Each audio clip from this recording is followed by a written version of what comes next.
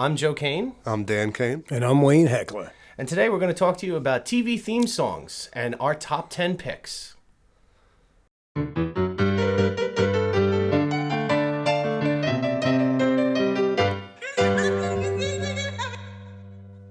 Well, let me ask you guys, what constitutes a good TV theme song?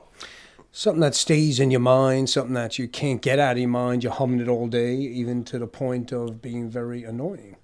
Yeah, something that, especially last generations, that 30, 40 years will go by, and you still hear it and you know what that's from. Yeah. Well, something like that. If you know what it's from, the in addition to that, is it something that touched you? Is it a show that touched you? I feel like a good component of that is the fact that you look at a show, and if a show is for lack of better words, a crappy show, but it has a good theme song, that theme song won't stick around forever. Right. Yeah, no, it has to match up with being a great show, but, you know, if the theme song, you have, your kids know it, and you know it, and your parents know it, and they know what song it's from, what show it's from, that's what we're talking about here. Well, the other portion of this is, theme songs today have vastly changed. If you hear things, and the one that pops out in my mind is Fringe, and that was the first time I really noticed like a theme song not really having a song. It was more of just like a chord flare, like boom. And I don't, for the life of me, can't remember what exactly it was, but I remember going, was that the intro? Was that it? Right. And to me, having 40 seconds in the beginning of a show really adds to the flavor of the show, of how you're going to feel when you start to watch the show, and that reoccurring theme that comes back each time, and it gets you excited. Yeah. A good example of that is Curb Your Enthusiasm. It has that carnival type music, and that sets the tone for that type of sitcom. The way Larry David, the whole thing is a carnival, basically. Yeah. Yeah. You picture being a kid, and your favorite show comes on, and you hear it from the other room, the theme song, and that's what you remember. You come running out, and you're all excited because of that. Definitely, that's true. There's something like, for instance, Lost doesn't have a theme song; it just has like and then like the words come in. It's like a short thing, but at the same time, it sets the tone. But there's nothing there. It gets back to that one chord theme thing. Now, from what I've heard, and this you guys can correct me if you've heard differently, there are reasonings for that, why they've taken away the theme songs. You get more advertising space. You can take away, 30 seconds or 40 seconds of a theme song. You have 30 or 40 seconds more advertisement. Right.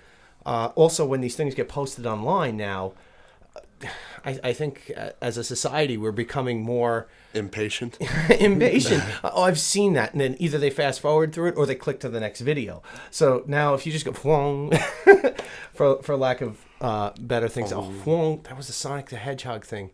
You would be rolling on the ground. Off of the spring. Little video games. Shout out to Sega today. And when they do reruns, notice how they just cut the songs in half when the show is being played again. Yeah. First it's the whole song, like Family Ties, for instance. I bet we've been together. And then it's just like goes, what do we do? It just skips the whole thing. Sometimes that's even more annoying. Like, but that's the worst part of the song. Why did they start here? Yeah. So it depends. Yeah, they cut it sometimes. Right. The first couple of episodes would be a whole song, and then by the fourth episode, it's shorter. It's a shorter version of the song. Right. Yeah. It's really an odd thing because it's become such a cultural phenomenon to have certain songs that are out there that you go, okay, I identify with the show, and other times it's oh, I love that show, or just the I just keep thinking of Andy Griffith, and we're gonna whistle, and it's gonna go in the mic. Yeah. You heard that, and you knew that Andy was on. It was like one of those things, and maybe we're dating ourselves a little bit. No, not you. You didn't really grow up. But I know it. I saw it more in reruns, even myself. But what's the other one from that era that was great was Mr. Ed. Yeah. He's the famous Mr. Ed. I don't really remember how it goes exactly, but at the moment, but you heard that and you go, okay, I'm going to go watch The Talking Horse now. Now, what's the show that had such a good theme song, but the show itself was horrible? I forgot it was. It was I don't want to wait for our lives to be over. I want to know right now. Could it be? You know that song. What is that? Not Dawson's Creek. It was some other show. I have no idea what you're talking about. I don't want to wait for our lights to... I can't sing right now. I have a bad Voice. I actually have a good voice, but not today. But no, it's a song that the theme song actually was much more popular than the show itself. They actually talked about it and said that's what kept the show going. The theme song was so good, then it became a hit on the radio. It sounds like Dawson's Creek. Or Party of Five or something. It was something. Like from forgot. back then. I don't know. I didn't... But I don't... Go ahead. I don't remember really watching any of those, though, that we mentioned. I know. We've been talking all about shows that we don't watch. Well, Sanford and Son. And Sanford and Son. That's one that sticks in your mind, you know. We play Name That Tune with all these tunes, you know. Definitely some good memories. Yeah, you know, that's a big part of it is it's good memories, and this list I think that we compiled is something that's memories to us. It's memories to things that touched us, and some of them are older, and we didn't necessarily see them in the original role. But look what I brought up here, actually. So open up your morning light. Is this the one you were talking about? Yeah, that's the one. You know that if we Now, what show is it from? Is it Dawson's Creek? It is from Dawson's Creek. Yeah, that's I don't know. The show was successful. Was it successful because of the theme song? It's a possibility. That was actually a decent show. Maybe there's another show I'm thinking about with a song similar to that, but that might be it. Well, Not to put down Dawson's Creek. Personally, I think the Paula Cole song is much better than Dawson's Creek. That's my own thing, but you know, there is always Katie Holmes came from that, so that's true. We did Can't get argue that one fact. bonus. Well, let's get to our list. Our first number 10 on our list of the top 10 TV theme songs that we picked was Gilligan's Island. Yep. So it's classic. It's classic. Yeah, absolutely. The thing about that is it tells the entire story, so it really sets up the entire show because it's very clear of who they are. It introduces each character. It tells you a story how they got stranded on the island and each person. You know, not to forget the millionaire and his wife. Yeah.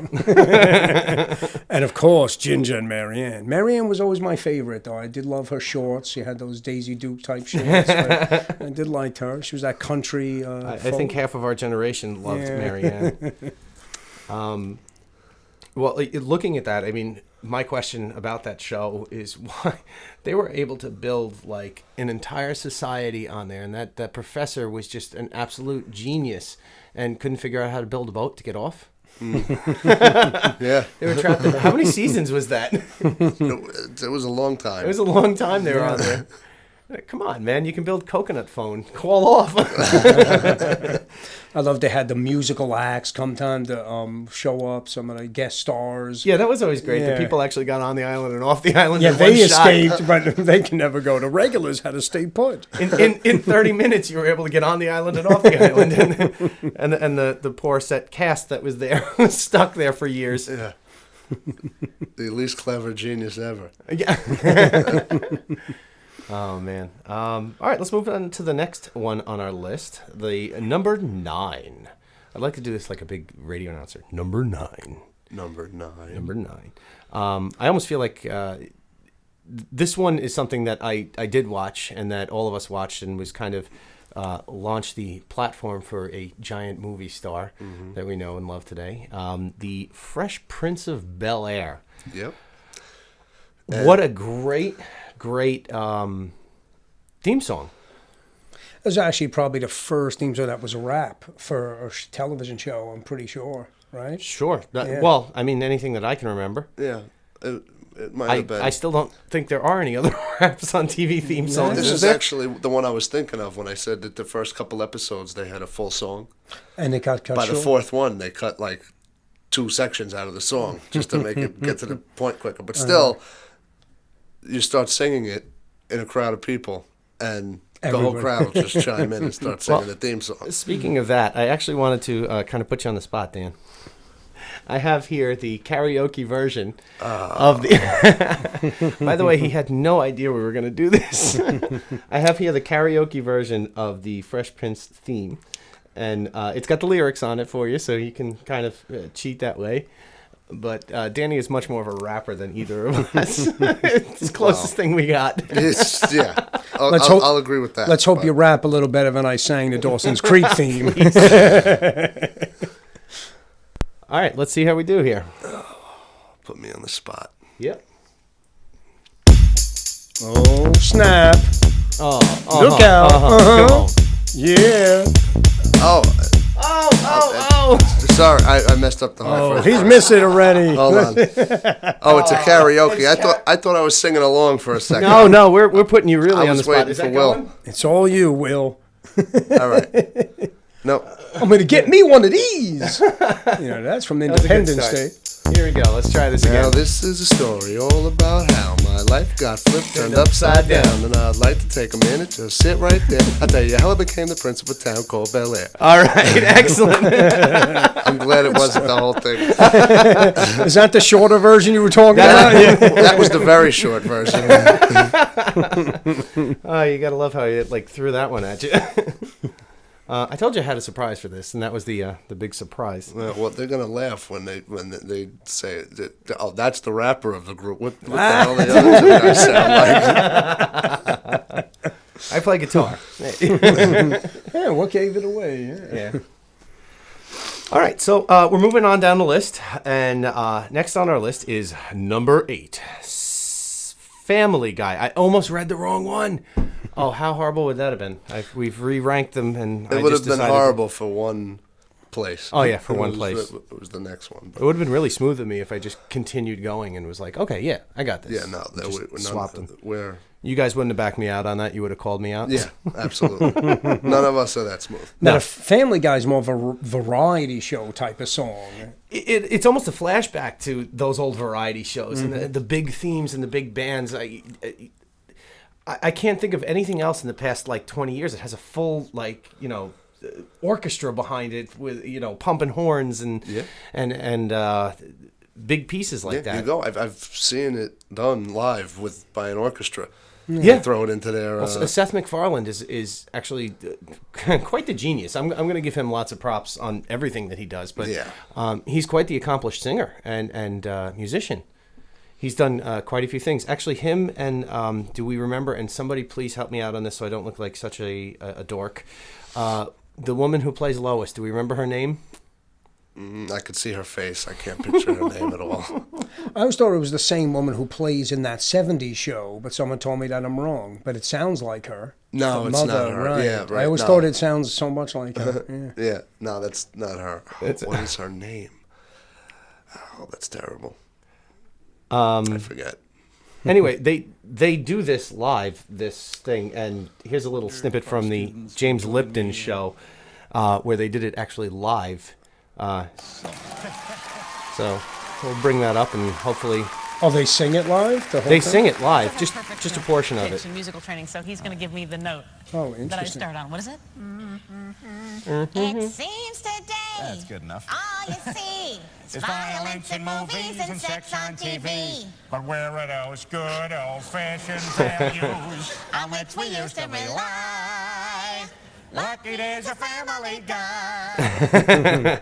All right, so bravo. And Almost sounds like Archie Bunker, too, a little bit when he does that voice. Slight like, good night, nice, she's married a Jew. That's Archie Bunker. Yeah, that is. Yeah. Ice meat head, cheese, eat it. Can anybody do any Family Guy impressions? Or we're just I'm just No, I reaching think it ends straws. on my Archie Bunker right there. Yeah, I don't know how this should come out. There are other things. I can do Lilo. Where are those good old-fashioned values? That's pretty good. That's good. We're really stretching here. But what I did right now is I just pulled up to see the woman who plays Lois in there her name's Alex Borstein. Yes. Yes. She was on a whole bunch of stuff. She's She also does, what's the, Loretta? She Loretta. does the voice of She does Loretta a lot Cleveland's of. She does a lot of voices on there. She was, the thing that I remember her from originally, and I can't remember the name of it right now, and that's horrible. She was a Mighty Morphin Power Rangers. I have her whole IMDb up here, and we're taking a look at it. Was she a Power Ranger also? She wasn't a Power Ranger. She was on Power Rangers. Oh, okay. She was probably one of those cretins, the creeps, the jellies. Did the Power Rangers even talk? That's nice. The Power Rangers talked. Did they talk? I don't remember them talking. Yeah, they spoke. Oh. Yeah. Anyway, very, very talented actress, and I'm sorry if Alex, if you do hear this and I've offended you. Too bad. You've offended everybody else. A lot of people. That's great. Okay, so now for the mistake, the next one that was on the list that I almost jumped the gun on. Let's take a look at Sesame Street. All right, Sesame Number Street. 7, Sesame Street. I was kind of the proprietor of putting this on here. There were a couple things to talk about with this, I felt, anyway. One was that we tossed back and forth the idea of, is the Muppet theme big enough? Because the Muppet theme to me was bigger than this, per se, but does it sit in everyone's hearts? Not everybody saw it. Right. Yeah, I don't think it stretched as far. And Sesame Street is something that all children at one point in their life or another, like it or not, have watched Sesame Street. Yeah. So it's very familiar. My kid watches it already. Right. Yeah. I mean, how many? We all grew up on it, right? Yeah. Big Bird and Cookie Monster. When we were kids, we didn't have Elmo. Elmo is like the big thing, I think, now on there. And I don't remember Elmo existing. I don't know if you... He was Tickle probably Me there. Elmo is what blew him up. Yeah. What I remember is like Grover was on there. Grover, yeah. Cookie Monster, of course. Yeah. Big Bird, Snuffleupagus. Snuffleupagus. Bert and Ernie. We knew Big Bird had a nice nest and a little place outside the house, like right out there and on the corner. But where did Snuffy stay? Snuffleupagus? Yeah. I think it was was supposed to be an imaginary. He wasn't supposed to really exist. Wasn't he Big Bird's imaginary friend, Snuffleupagus? Oh, is that what he was? Yeah, that's why. I don't. Yeah, he was the imaginary friend. No, he exists to me. I'm sorry to break that to you. Him and He's your idol. and Oscar. Oscar. Oh man, the whole idea of what was in Oscar's can. It was like, okay, when you first saw that, you were like, okay, it's a dude sitting in a garbage can, like whatever. But I think they did a movie later on that was like, it was in Oscar's can. There's like a whole world inside of Oscar's can. If you remember, he used to go in there and he'd bring out like stuff. He'd be like, oh, here, I got this from my kitchen or whatever. And it's like, dude, it's a garbage can. And then the remember the guy who would cart Oscar around, the trash man? He's a big orange head. It sounds... Yeah, sure. It sounds like sure. Yeah. Yes. Thanks for backing me up That's on that. right. I don't know his name, but he definitely had a big orange head. But you're right, he had a never-ending supply of things in that garbage can. So He absolutely had a never-ending supply of it, and I think, don't quote me on this, but I believe they did the whole a whole movie on it, and I can't for the life of me remember what it was, but they did a whole movie on what was underneath. It was like Oscar's world, the Grouch world, and they were all like, it wasn't just him in there. That was like his portal to Sesame Street. Mm-hmm. He just happened to be like, I don't know, the gatekeeper. Huh. Yeah. Yeah. Sesame Street, that's the opening 3 notes, I always remember as a backwards major arpeggio. Sol, mi, do. You know, that's always how I remembered that. So that's very familiar. Absolutely stands in a musician's mind. Sol, mi, do. You sound a little bit like one of the characters. Sol, mi, do. I got to be a little bit like him, right? Mi, do. Yeah.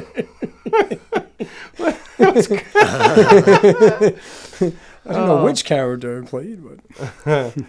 Wow. Okay.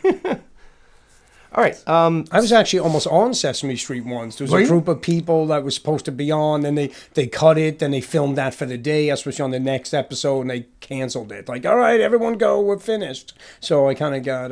as a kid? The shaft, as a kid. Not recently, but... Not recently. All right.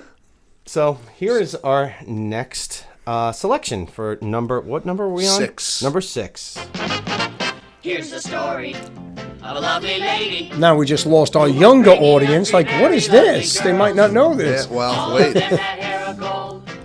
Like their mother, The youngest one in curls. It's horrible. it's a story of a Yeah, man but named it Brady just... sticks in your brain. There's no doubt. Yeah. Well, that's something about some of the theme songs. You have some of these theme songs that are, iconic for one reason or another that stick in your head. But there were the storytelling theme songs. This was one that literally told the story, like Gilligan's Island that we talked about before, And Fresh Prince also. Fresh Prince. Yeah, it told the story. But I mean, this is like that's like how. Yeah. Oh, this is how it actually happened, and this is what it is.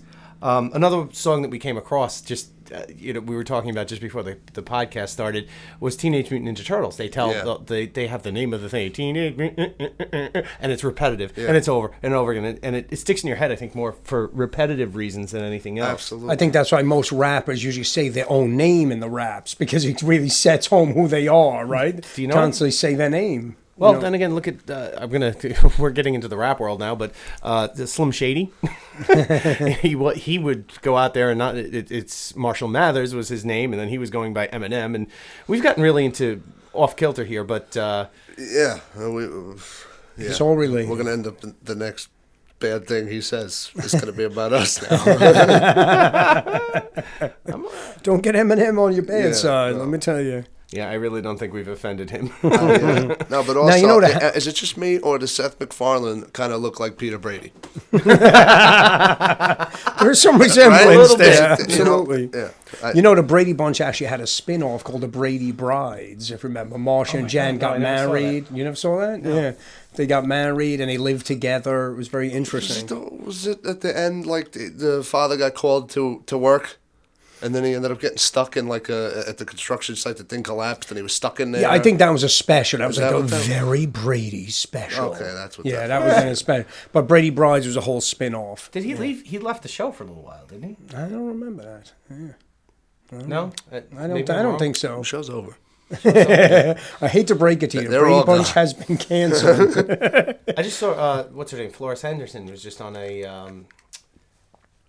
show I saw, and I can't remember for the life of me what it is. I'm really on target today. My brother just rode the elevator with Florence Henderson. Well, a couple of years ago, Yeah. he was in the city and rode the elevator with her. Yeah. It was kind of interesting. Yeah. Talked Well, about she's still a good-looking woman. She's still absolutely a good-looking iconic. woman. Yeah. Yeah, good-looking woman, but she's absolutely iconic. Yeah.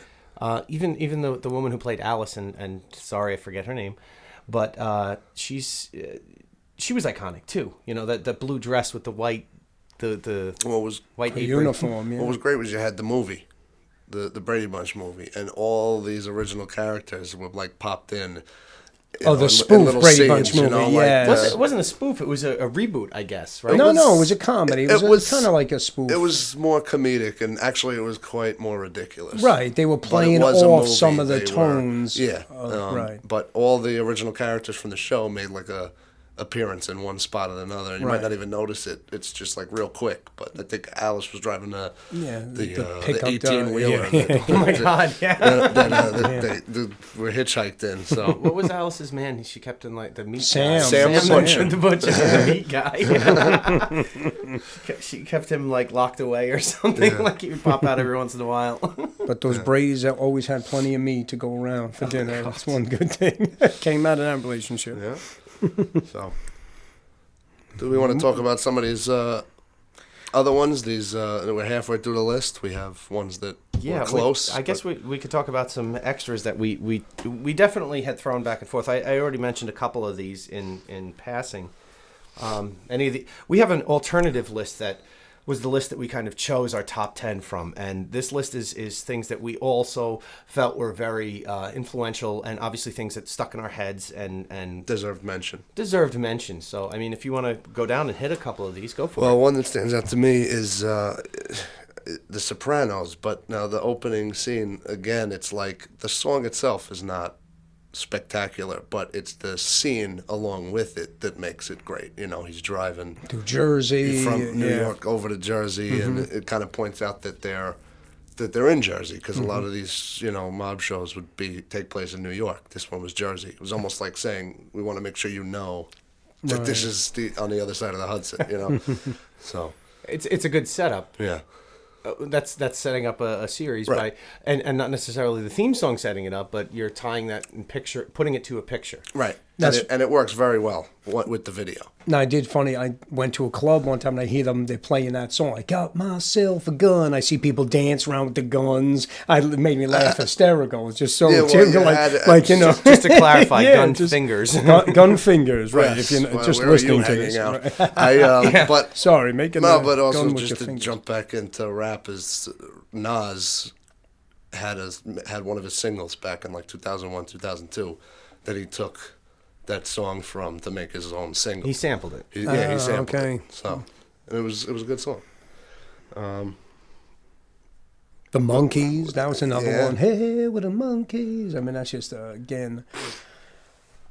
Some of the Monkees I never was really crazy about. I think, especially coming from that period, listening to more like a little heavier or rock, even though it was more like the upbeat type of thing.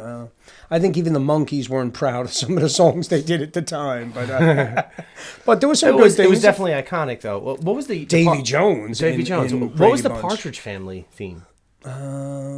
It wasn't. I didn't think they- I love you. No, that wasn't. That wasn't the thing. So- Yeah, that's a completely great. That's different actually a song. good one. That's David Cassidy, right? But is that... Oh, man. Wasn't... What... There was another theme. I'm thinking. Yeah. I can't Wasn't think that of like it. a spin-off? Yeah, because Weren't the they- egg, gets. Is it my knocked down. imagination, or did they have something to do with each other? What of Brady Bunch? No. Partridge Family. Well, and you're Monkeys. thinking about No, I Davy had no Jones was connection. on the Brady Bunch Davy movie. Jones Davy was Jones on was on the Brady Bunch. On the movie. He performed at the end. That was the only girl that like knew. Look what you've done to me. Yeah, And all that, the only girl that Look, knew. look what I'm tying into. The only girl that like knew who he was Marcia, because they were Right. living 30 years in the past. Right, the whole right. family. But in the know? original, she did have him come to the prom. She was trying to get him to come to the prom. Okay. So in the remake, they actually brought it back, and now no one knows who he was. But back then, they actually did. Another one that I want to mention is The Incredible Hulk, one of my favorite shows ever. But we're not even very talking good. about the opening theme song. We had talked about this. Right, yes. We're talking about the Dun, dun, Lonely dun, Man the theme at end, the end. yeah, that's That very ends, And you memorable. always feel miserable for the guy Yeah, at the end yeah. of the thing. Because he's got to go, it's it. I think they're probably accountable for some of the suicides that took place right after that movie. It was such a sad closing few notes. Yeah. I gotta say, anytime I've ever heard that, it's like you go into this somber place, and Yeah. what a way to end every single show. Most shows want to end on like a high note Yeah. and complete their picture that they've got and go, okay, this is great, and okay, we've completed, and it's a happy ending. And this show is like, let me just scoop into your chest and take your beating heart out and throw it on the floor. Yep, always moving on. Yeah. Doesn't know what he's doing. He's the lonely man. Yeah. That's it. Never could Sad. make too many Just keep ties. on moving. That's it. You know. One that I was really pushing for, and it didn't make the list that I'm going to mention as kind of an honorable mention, was the Dukes of Hazzard theme. Now, for me, this was just a cool thing. I always have wanted a Dodge Charger in orange. Like, the car itself is absolutely iconic. I don't need the Confederate flag painted on it, but what a car. And to me, this was a show that, like, they had all of the... They had all of the aspects of, like, it was stunts, there were comedic things, engine building and car building. Yeah, and, Daisy Duke. Yeah, Daisy Duke. I mean, that's where those phrase of those shorts came Yep. from, was that original movie, original TV series. And, they've done, John Schneider actually in that show used to do a good portion of his own driving stunts. No. He drove the General Lee. Yeah. And that was him actually doing a lot of those stunts and jumping them and whatever else. I think he owns a whole bunch of them still. Nice. That's pretty cool. Yeah. Yeah, I didn't know that he did all those. He definitely owns a couple of them. To me, a really good theme that I still sticks in my head is The Greatest American Hero. Now, that's not on our top 10, but I think it should be. Yeah. Look at what happened to me. I can't believe it myself. Why is he I don't singing know. again? I don't know. I told you I can't help That'll it. be his role. Even with a Believe cold, it or yeah. not, it's just me. I can't help it. But it's one of those things that stuck in my head. You know And what? even if- That may be a scenario where, okay, the topic was the idea of the show was awesome. I don't think it lasted. The show didn't last too long. The idea of the show was very awesome. The theme song was really awesome. I think that was something that stuck in my. There was a country singer that did that one, and it was. the show kind of fizzled because it was campy cheesy. It was like too over the top campy cheesy to me anyway. I think I actually got that as a 45, a record. I actually had that. Yeah, I don't know if I still do. It was more the song than the show for you. But the show, Steve Cannell did that, who also did A-Team. I mean, that was a very iconic also at the time. Another one. There's another one on my list that I put on A-Team. Yeah. Of course, now I'm thinking of Family Guy because of the episode where they did that and Peter. And that makes me think of Mr. T, who, when I first saw him in Rocky III, was the scariest guy ever. You know, we're not used to seeing the Mohawks at that time. He just came as a powerhouse. And by the time he got to A-Team, he was like, he wanted to show the friendlier sides. He was like, even though he was tough, he was very likable, very lovable guy. He wasn't that mean guy from Rocky III, which was a fantastic movie, by the way. Even though we're not doing our top 10 movies, but Rocky III, that's definitely be up there. That's a good one. And the newest Rocky was pretty good, too. I still think he should have won the Academy Award for Best Supporting Actor. I didn't see that yet. I got to go see that. Didn't it win something? It won, I think, People's Choice. People's Choice? Yes. Yeah. I honestly haven't seen it either. You know, it's a shame. It looked like a good movie. Yeah, Did you see it? Creed, I saw all Creed, of them except for Rocky V. Right. They were all good. So, but one other one I want to mention here is Welcome Back, Kotter. Now, you wrote, I don't know what Welcome Back Kotter is. But Apparently I have spelling issues. That's what you mean is Welcome Back Kotter. That's definitely a classic. So, definitely. I won't sing that one for you guys. No, I'm not going to do it either. For the names have all changed since you run around. I had to do it. That's going to be his role. The guy that breaks out the song. Welcome back. All right. Let's pick a key. All right, we're gonna move on because we got to look at the next song on the list, which is the top 5. We are up to the top 5, and we are on the Flintstones. Thank you for someone backing me up on that. I thought I'd be hanging out there to dry. And the Flintstones. Wow, what an iconic song. And does everybody know the lyrics? I don't think I do know the lyrics. They're a modern Stone Age family. Okay. Here's a little piece of history. The first 3 seasons did the song with no lyrics. Really? Yeah. How about that? It's funny. It was an instrumental. I must have heard that and thinking, they cut the words out because, we don't see them in sequence all the time. But I remember hearing it saying, where are the lyrics? What did they do? Decide to take that out? So I guess that was the original. I never knew that at the beginning. Yeah, that one. But that's another great one. Moving on to our top 4 now. The next selection on our list is Happy Days. Okay, all right. We don't have to do this every single time. But, Happy Days, completely iconic. Yeah. It coined the term for us, jumping the shark. Right. Which was an absolutely... the ultra cool was Fonzie at the time. People could watch it now and say, that's not cool. At the time, he was the coolest guy ever. It was like, everyone, and that was back in the day when you didn't have 100 different channels on cable, that everyone in school watched Happy Days the day before. You could make a comment, you could make a joke that was in Happy Days. Everyone laughed. That's one thing that's missing today. There's so much out there that you don't share the same things. But at that time, everyone saw it. Knew they talked about the same thing. Well, if you think about every single person that was in Happy Days, you go. Let's go from the bottom up. I'm going to say Pat Morita and how he became so successful with the Karate Kid stuff further on down his career, and then you had every single one of them. Richie Cunningham. Ron Howard. Yeah. Ron Howard is just absolutely phenomenal, and Most also, I think, was directing. There's a couple guys that are in the business. Henry Winkler. Henry Winkler. Of The course. Fonz is a major hitter now in Hollywood still. Yeah. He's still directing. He's still out there, acting. He does the occasional role from now and again. And, every single person on there. And, there was the lovely spinoff, Jody Loves Chachi.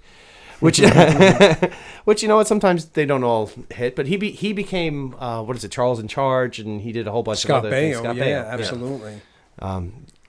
Now, it's funny, Pat Morita, speaking of, there was one episode that someone came in from Japan and they were going to set him up that he was going to marry the girl. And I looked at her, I saw this not too long ago on TV Land. I said, wait a minute, that's the same woman from The Karate Kid, Part 2. So he used the same actress. She was a well-known actress in Japan. Was it that he was leaving to do Karate Kid? No, this is years later. So it's fun. No, many years before that. Happy days, Tuesday, Wednesday, happy days. Very iconic. Thursday, Friday, happy days. And a motorcycle on the jacket at that time, that leather coat.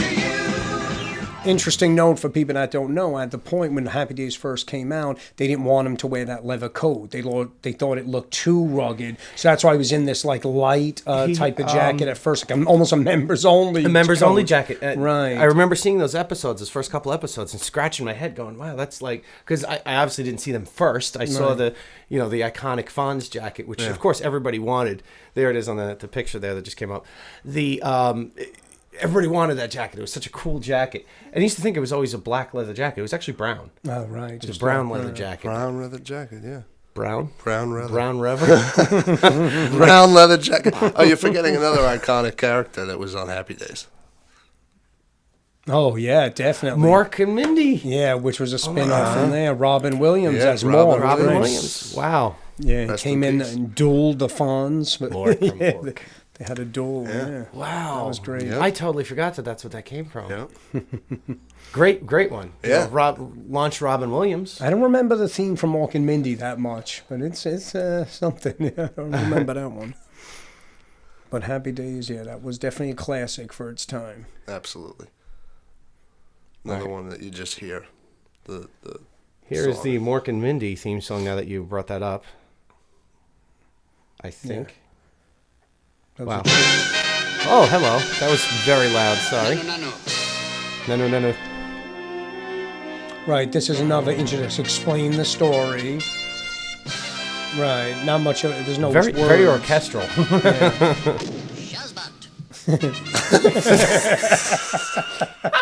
Can that be our new catchphrase? Shuzbutt. That's Shuzbutt. great. What is it? Shuzbutt. Shuzbutt. All right. So moving on. Happy Days also had another spin-off, of course. Don't forget. What was that? Laverne and Shirley. Laverne and Shirley. Yeah. Oh, that's right. That was another great because one. of, Yeah. what was it, Lenny and Squiggy? Yeah, but Laverne and Shirley was actually that? Richie's date, and they double dated. Okay. Yeah. Right. They went a couple episodes, and of course, because the father was, Penny Marshall and Gary Marshall. You know how I feel about Gary Marshall. I love Gary Marshall. I've seen him in interviews, and he's given advice to the world, I suppose, and I've taken a lot of it to heart throughout the years. And we'll share that in another scenario at one point or another. I'll actually tell that full story. But Sure. Number three. The next one, number 3. Here we go. I think most people know what this is right off the bat. From Friends, if you're not sure by now. Here we go. Everybody's got to do that clap. That clap is heard around the world every time that show is on. Yeah. Now, it's a funny thing with themes like this. You like it as far as the show goes. You listen to a song, it's nice. But when it's on the radio, for some reason, you can't enjoy it the same way. Like, all you do is think about Friends. You can't enjoy the song as a separate entity. Right. No, it sometimes. becomes tied to That's it. it. It's part of it. It's That's too it. late. There's Yeah. nothing you can do about it at that It point. almost doesn't exist separate. Right, You know? right. And I remember the video when it came out, and they were all on the video jumping around, and I was. Oh, like, was on it? I don't "Wow, remember what that. is this?" Oh yeah, I that was didn't- they were in the original video. Yeah, on the drums and running okay. all 6 of them, and then I had no idea what it was. Because they did that before the show was popular. The song started to become big, and the show started to become big like simultaneously. Obviously, because the more people watch a show, the more they heard the theme song, and that's another thing to be said for those artists that are out there creating music, and people go, "Oh, I want that on my theme song as the theme song to my show." You never know. Yeah. You know, and if it's iconic enough that it's something that draws an audience in one obviously helps the other. I mean, there's no two ways about it. I just heard an interview that John Cryer actually tried out for Chandler Bing on Yes, Friends. I That was heard interesting. that. Yeah. And Monica and Rachel, Courtney Cox and Tried out for the they tried out for the role. opposite role. Oh. And they thought they were going to get the opposite role, and I can't even picture. No, they were all them- cast perfect. They were all cast perfect. I Yeah. can't imagine it. Got to give the other cast way. and director a lot of credit, definitely. Sometimes they know what they want. Which brings us to number 2, The Jeffersons. Speaking of spin-offs, this also came from All in the Family, which I think we sang the song. But Did we sing that song? this song is just amazing in Oh, itself. well, it gets This you is the one groove. that you'd tie to the show, but if you drove in your car and the song came on, you'd leave on. Yeah, and you'd you'd be leave it fine. on. You'd listen to the Your song. arm out the window, You know? jamming to Oh this. yeah, man! It's such a groove. Such a groove. Absolutely. Oh yeah, check them jamming out there. Yeah, Oh, what a great tune! yeah, Yeah. yeah. This was a great show for its time. Very political. This and All in the Family. They actually a lot sure. of Yeah.